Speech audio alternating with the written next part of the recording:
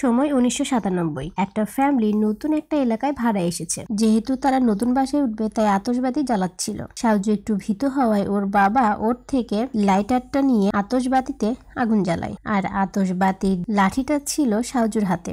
বাতি ফুটতে শুরু করলে সাউজি ভয়ে বাতিটা এদিক ওদিক নাড়াতে থাকে, যার ফলে বাতি সি এর পিছনে গিয়ে লাগে আর ফুটতে শুরু করে। সি তো অনেক চিৎকার করে আর সাউজু ভয়ে অন্য একটা কোনায় গিয়ে দেখছিল।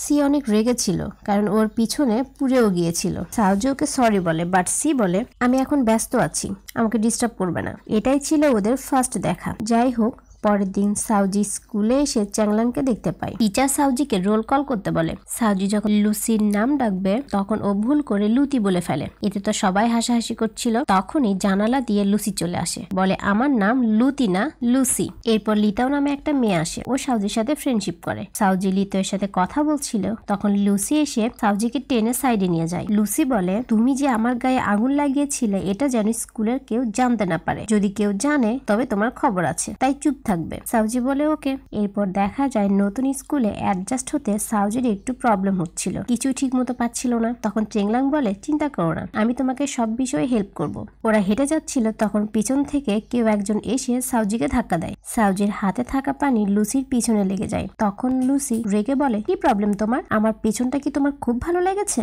যে একবার আগুন একবার পানি লাগাচ্ছ? পরের সিনে দেখা যায় টিচার সাউজিকে বকছে, তুমি এতদিন হয়ে গেল স্কুলে এসেছো, বাট মান্থলি এক্সামের রেজাল্ট খুবই খারাপ, এমনটা করলে আগের স্কুলে ফিরে যেতে পারো। সাউজি একটু আপসেট হয়ে চলে যায়। তখন চেংলাং বলে চিন্তা করো না, আমি তোমাকে পড়ার ব্যাপারে হেল্প করব, কারণ আমি ম্যাথসে অনেক ভালো। সাউজিও রাজি হয়। সাউজি টিচারকে বলে স্যার, মান্থলি এক্সামে আমি অনেক ভালো রেজাল্ট করব, না হলে নিজে স্কুল থেকে চলে যাব। সাউজি লুসিকে বলে আমি তোমার পিছনে আগুন লাগিয়েছি বলে আমাকে ভয় দেখানো বন্ধ করো, যদি চাও তো তুমিও আমার পিছনে আগুন লাগাতে পারো। মানে একটু অ্যাটিটিউড দেখিয়ে চলে যায়। লুসি বুঝতে পারে মেয়েটা খুব একটা সহজ হবে না। এরপর থেকে সাউজি চেংলাং এর থেকে হেল্প নিয়ে পুরো দমে স্টাডি শুরু করে। সাউজি প্রতিদিন চেংলাং এর সাথে স্কুলে যেত। এভাবেই চেংলাং এর সাথে ভালো একটা ফ্রেন্ডশিপ হয়ে যায়, কারণ ওদের তিনজনের বাসা একই জায়গায়। এরপর এক্সাম। লুসির একটা ফ্রেন্ড এক্সামে কিছুই পাচ্ছিল না, তখন হেল্প চাই লুচির থেকে।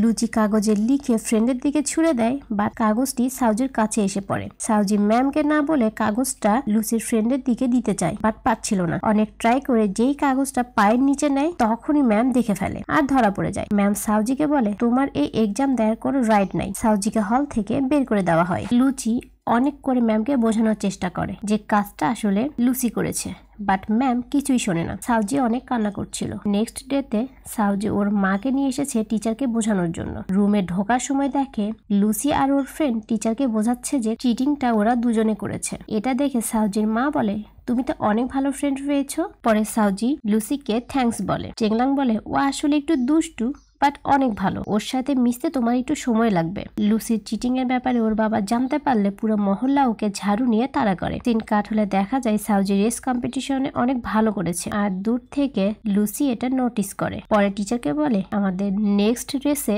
4 জন রানার লাগবে, বাট একজন কম আছে, কাকে নেওয়া যায়? কোচ বলে সাউজিকে নিয়ে নাও, ও অনেক ভালো খেলেছে। লুসি বলে না, মেয়েটাকে আমার তেমন ভালো লাগে না, অন্য কেউ কি নেই? কোচ বলে না, সাউজি বেটার হবে। লুসি আসলে মনে মনে সাউজিকেই চাচ্ছিল। পরে ক্লাসে লুচি কন্টিনিউ সাউজিকে দেখছিল। একটা সময় সাউজির কান থেকে হেডফোনটা নিয়ে দেয় একটা দৌড়, আর সাউজি হেডফোন নেওয়ার জন্য ওর পিছু নেয় আর মাঠে এসে ধরে ফেলে। লুচি বলে বাহ, তুমি তো বেশ দৌড়াতে পারো, তোমাকে দিয়েই হবে। সাউজি চলে গেলে ও মনে মনে ভাবে যে করেই হোক সাউজিকে ইমপ্রেস করতে হবে। রাস্তায় লুচি সাউজিকে বলে নেক্সট আমাদের রেস কম্পিটিশন, 100 মিটার দৌড়াতে হবে, তুমি কি দৌড়াবে? সাউজি বলে কেন, আমি কেন দৌড়াবো? পরে লুসি সাউজির জন্য খাবার কিনে এনে দেয় আর বলে এখন কি দৌড়াবে? সাউজি বলে না, তবুও দৌড়াবো না। এভাবেই চলতে থাকে। একটা সময় চেংলাংকে দিয়ে বলায় সাউজি বলে দৌড়ালে আমি স্টাডিতে কনসেন্ট্রেট করতে পারবো না। তখন লুসি ওর মাথার উপর একটা রড দিয়ে বলে চেংলাং যদি এর উপর দিয়ে জাম্প করতে পারে তবে তুমি হয় দৌড়াবে নয়তো আমাদের খাওয়াবে। সাউজি রাজি হয়। চেংলাং জাম্প করার জন্য দৌড়ায় এক পর্যায়ে জাম্প করে দেয়, আর সাউজি অবাক হয়ে দেখছিল। সাউজি চেংলাংকে এমন ভাবে দেখছিল যেন ওর প্রেমে পড়ে গেছে।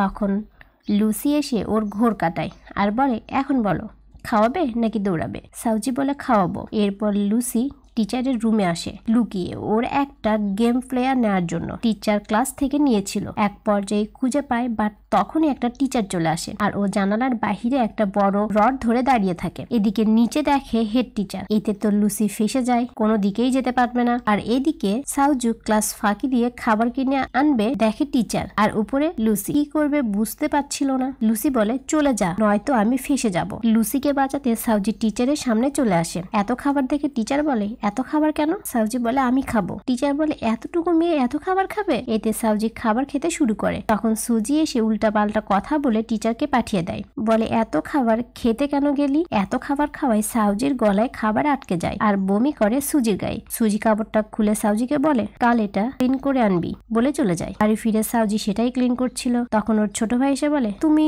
ছেলেদের স্কুল টি শার্ট কেন ক্লিন করছো? তুমি কি প্রেম করছো নাকি? তখন সাউজি বলে এই তুই প্রেমের কি বুঝিস রে? এটা বলে সাউজি ওর ভাইয়ের পিছু নেয়। দৌড়াতে দৌড়াতে দুজনে গাছে ঝুলে পড়ে, মানে কোনো মতে হয়তো গাছে উঠেছে আর নামতে পারছে না। তখন ওখানে লুচি চলে আসে। ও বলে তোরা বাদরের মতো গাছে ঝুলছিস কেন? লুচি ওর ভাইকে বলে আস্তে আস্তে হাত ছেড়ে দে, আমি ধরে ফেলবো। সাউজির ভাইকে তো লুচি নামায়। তখন ওর ভাই বলে আপু তুইও হাত ছেড়ে দে, লুচি ভাইয়া ধরবে। লুচি বলে আরে না, তোর বোনের অনেক ওয়েট, আমি ধরতে পারবো না, তাহলে আমার হাত পা সব ভেঙে যাবে। তারপরেও হাত বাড়ায়, বাট কন্ট্রোল করতে না পারায় দুজনেই পড়ে যায়। লুচি কোমরে অনেক ব্যথা পায়, বলে আমি কি বেঁচে আছি নাকি মরে গেছি? সিরিয়াসলি আমিও বুঝতে পারছি না, ওরা দৌড়াতে দৌড়াতে গাছে কেন উঠলো? লুচি বলে তোর গাছে উঠলি কি করে? ওর ভাই বলে আপু একটা ছেলের স্কুল ড্রেস ক্লিন করছিল।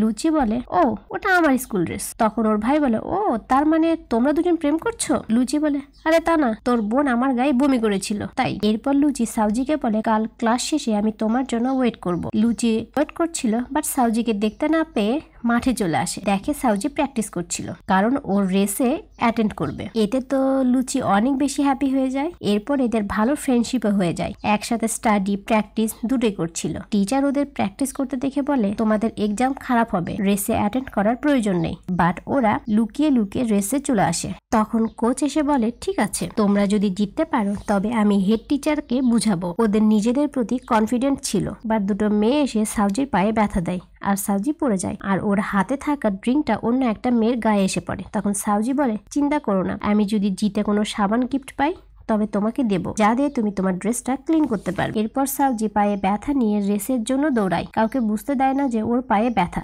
তাহলে সবাই উইক হয়ে যাবে। 400 মিটারের দৌড়ে সাউজি অনেক কষ্টে 100 মিটার কমপ্লিট করে আর ওরা ফাইনালি জিতে যায়। তখন সাউজি ব্যথায় পড়ে যায়, সবাই ওকে ডক্টরের কাছে নিয়ে আসে। লুসি বলে তোর পায়ে ব্যথা আগে বলিসনি কেন? সাউজি বলে আগে বললে কি আমরা ফার্স্ট হতে পারতাম? যাই হোক গিফটে কোনো সাবান ছিল না। তখন ও বলে আমি একজনকে সাবান দিব বলে কথা দিয়েছি। তখন চেংলাং লং জাম্পে সাবান পেয়ে যায় আর সাউজিকে দিয়ে বলে এটা তুমি ওই মেয়েটাকে দিতে পারো। সাউজি সাবান দেয় আর সবার সাথে পরিচয় করিয়ে দেয়। এভাবে কয়েক বছর পার হয়ে যায়। তিনজন সব সময় একসাথে থাকে। একদিন ওদের স্কুলের বিদায়, এতে ওরা অনেক ইমোশনাল হয়ে যায়। এরপর ওদের অ্যাডমিশন টেস্ট আর ওই দিনের রাস্তায় চেংলাং এর একটা অ্যাক্সিডেন্ট হয়। চেংলাং এর কিছু না হলেও অপোজিট গাড়ির থাকা লোকটি অনেক বেশি আহত হয়। লোকটাকে বাঁচাতে আর অ্যাম্বুলেন্স আসার পর ও এক্সাম দিতে আসে। ততক্ষণে অনেক দেরি হওয়ায় ওকে এক্সাম দিতে দেয় না। অন্য সব বাবা টিচার সবাই এক্সাম টিচারকে বোঝানোর চেষ্টা করে, বাট টিচার বলে আমি বুঝতে পারছি, বাট রুলস ব্রেক করতে পারবো না। চেংলাং বাড়ি ফিরলে ওর মা বলে একটা এক্সাম দিতে পারোনি তো কি হয়েছে,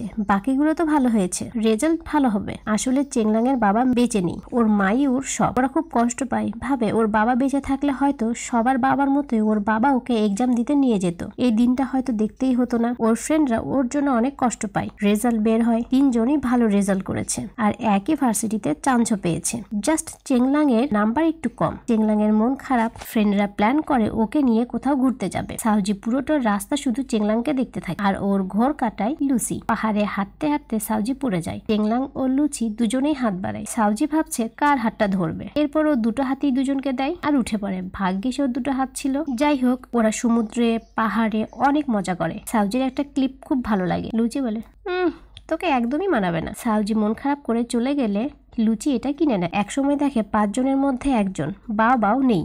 আসলে বাবা ওদের সাথে সেম ভার্সিটিতে ভর্তি হতে পারেনি, তাই কষ্টে একটা চিঠিতে ওদের বিদায় জানিয়ে চলে যায়। বাড়ি ফিরে লুসি গিফটটা দিবে, তখন চ্যাংলাং একটা গিফট সাউজিকে দেয়। এতে লুচি নিজের গিফটটা আর দেওয়ার সাহস পায় না। খেয়াল করে দেখো ট্রায়াঙ্গেল লাভ অলরেডি শুরু হয়ে গেছে। এবার ওদের হোস্টেলে ফেরার পালা। সাউজি ব্যাগ গোছাচ্ছিল, তখন ওর ভাই এসে চ্যাংলাং এর দেয়া গিফটটা ভেঙে ফেলে। এতে ও অনেক রাগ করে, আর যার ফলে ওর মা এসে সাউজিকেই বকতে থাকে। তখন সাউজি বলে, তুমি সবসময় শুধু আমাকেই বকো, মনে হয় আমি তোমার সৎ মেয়ে। এটা বলে ওর রাগ করে কাঁদতে কাঁদতে বাড়ি থেকে বেরিয়ে পড়ে। আর চ্যাংলাং দেখে ফেলে। চ্যাংলাং ওকে জিজ্ঞেস করে কান্নার কারণটা কি। ও কিছু বলে না। চ্যাংলাং আর সাউজিকে একসাথে কথা বলতে দেখে লুচিও চলে আসে। ওরা দুজনেই ওকে বলে কেন কান্না করছিল, কিন্তু সাউজি কোনো কথাই বলে না। ওরা দুজনে সাউজিকে একা না ছেড়ে সাউজির সাথে হোস্টেলে চলে আসে। চ্যাংলাং বাসায় বলে না আসার কারণে তাড়াতাড়ি চলে যায়, আর লুসি ওকে রুম গুছাতে হেল্প করে। সবশেষে সেই ক্লিপটা দেয়। এটা দেখে সাউজি পুরাই শক। ও বলে, তুমি তো বলেছিলে এটা অনেক বাজে। লুসি বলেছিল, হ্যাঁ দেখতে চাই, এটা পরে তোমাকে আরো কত বাজে লাগে। পরের দিন সবাই হোস্টেলে চলে আসে। ওদের হোস্টেলে লিনিওর সাথে দেখা হয়ে যায়। লিনিও হলো ওই মেয়েটা যার সাথে ওদের রেস ম্যাচে দেখা হয়েছিল। চ্যাংলাংকে সাউজি লিনির সাথে দেখা করতে আনে। তখন লিনি ডান্স প্র্যাকটিস করছিল, যা দেখে চ্যাংলাং ফিদা হয়ে যায়, মনে মনে প্রেমেও পড়ে যায়। যা, এটা কি হলো? সাউজি নিজে ওর ভালোবাসাকে লিনির কাছে এনে দিল।